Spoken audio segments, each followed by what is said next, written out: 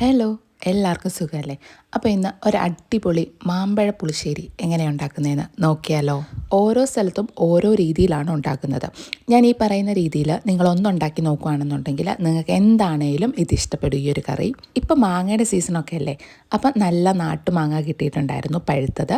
അത് നല്ലതായിട്ട് കഴുകിയിട്ട് അതിൻ്റെ തൊലിയൊക്കെ ഒന്ന് കളഞ്ഞിട്ട് ഏത് പാത്രത്തിലാണോ ഉണ്ടാക്കുന്നത് ആ പാത്രത്തിനകത്തേക്ക് ആ മാങ്ങ എല്ലാം കൂടെ എടുത്തിടണം.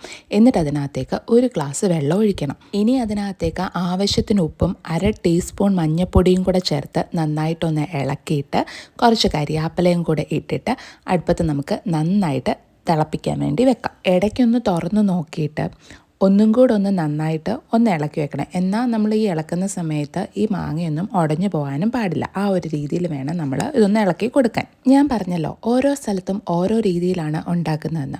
അപ്പം നമ്മളിവിടെ ഉണ്ടാക്കുമ്പോഴത്തേക്കിന് കുറച്ച് തൈരും കൂടെ ഇതിനകത്തേക്ക് ആഡ് ചെയ്യാറുണ്ട്. നമ്മൾ കറിയൊക്കെ കോരാനെടുക്കുന്ന തവിയുണ്ടല്ലോ, ആ തവിക്ക് ഒരു 3 തവി തൈര് എടുത്തിട്ട് ഉടച്ചെടുത്ത് വെച്ചതാണിത്. ഇനി ഇതിനകത്തിലേക്ക് അരപ്പിന് വേണ്ടിയിട്ട് തേങ്ങ എടുക്കണം. 3 ടേബിൾ സ്പൂൺ തേങ്ങ എടുക്കണം. അതിൻ്റെ കൂടെ ജീരകം, വെളുത്തുള്ളി, ചുമന്നുള്ളി, കാന്താരി ഇതെല്ലാം കൂടെ നല്ല പേസ്റ്റ് പോലെ അരച്ചെടുക്കണം. ഇനി നമ്മൾ ഓൾറെഡി വേവിക്കാൻ വെച്ചിരുന്ന മാമ്പഴം ഒന്നും കൂടെ ഒന്ന് തുറന്നു നോക്കണം. അപ്പോൾ നമ്മൾ ഓൾറെഡി ഒരു ഗ്ലാസ് വെള്ളം വെച്ചിട്ടുണ്ടായിരുന്നു. അത് ഏകദേശം ഒരു അരഭാഗത്തോളം വറ്റിയിട്ടുണ്ട്. മാങ്ങയും നന്നായിട്ട് വെന്തിട്ടുണ്ട്.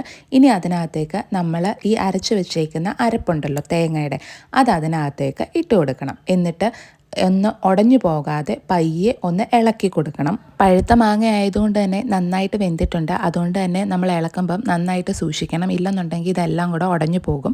ഇനി അതിനകത്തേക്ക് 1/2 ടീസ്പൂൺ ഉലുവാപ്പൊടിയും കൂടെ ചേർക്കണം. എന്നിട്ട് ഒന്നും കൂടെ ഉടഞ്ഞു പോവാത്ത രീതിയിൽ ഒന്ന് ഇളക്കി കൊടുക്കണം. ഈ സ്പൂൺ വെച്ച് ഉടഞ്ഞു പോകുമെന്ന് ഉള്ളവരുണ്ടെന്നുണ്ടെങ്കിൽ നമ്മൾ പാത്രം ഒന്ന് ചുറ്റിച്ചു കൊടുത്താലും മതി.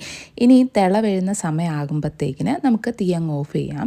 എന്നിട്ട് ഇതിനകത്തേക്ക് നമ്മൾ ഓൾറെഡി അടിച്ച് വെച്ചേക്കുന്ന തൈരുണ്ടല്ലോ, അത് ഇതിനകത്തേക്ക് ഒഴിച്ചു കൊടുക്കാം. ഇനി ഇത് നന്നായിട്ടൊന്ന് മിക്സ് ചെയ്യണം. അപ്പോൾ അത്രയേ ഉള്ളൂ പരിപാടി. ഇനി നമുക്ക് കടുക് പൊട്ടിച്ച് ഇതിനകത്തേക്ക് ഒഴിച്ചു കൊടുക്കണം. അപ്പം ചീനച്ചട്ടി വെച്ചിട്ട് അതിനകത്തേക്ക് കുറച്ച് വെളിച്ചെണ്ണ ഒഴിച്ചു കൊടുക്കണം.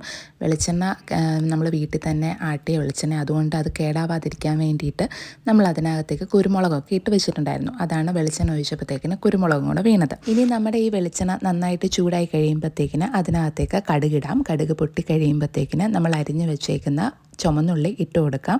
ഈ ചുമന്നുള്ളി ഒന്ന് മൂത്ത് വരുമ്പോഴത്തേക്കിന് അതിനകത്തേക്ക് കരിയാപ്പിലയും 1/2 ടീസ്പൂൺ മുളക് പൊടിയും കൂടെ ഇട്ട് നന്നായിട്ടൊന്ന് മിക്സ് ചെയ്തിട്ട് നമ്മൾ ഉണ്ടാക്കി വെച്ചേക്കുന്ന കറി ഉണ്ടല്ലോ, അതിലേക്ക് ഈ കടുക് പൊട്ടിച്ചതും കൂടെ ഇട്ട് കൊടുക്കുമ്പോഴത്തേക്കിന് നമ്മുടെ പരിപാടി തീരും. അപ്പം ഇനി ഇത് ലാസ്റ്റായിട്ട് നന്നായിട്ടൊന്ന് മിക്സ് ചെയ്തെടുത്താൽ മതി. അപ്പം ഇങ്ങനെയാണ് നമ്മുടെ വീട്ടിൽ മാമ്പഴ പുളിശ്ശേരി ഉണ്ടാക്കുന്നത്.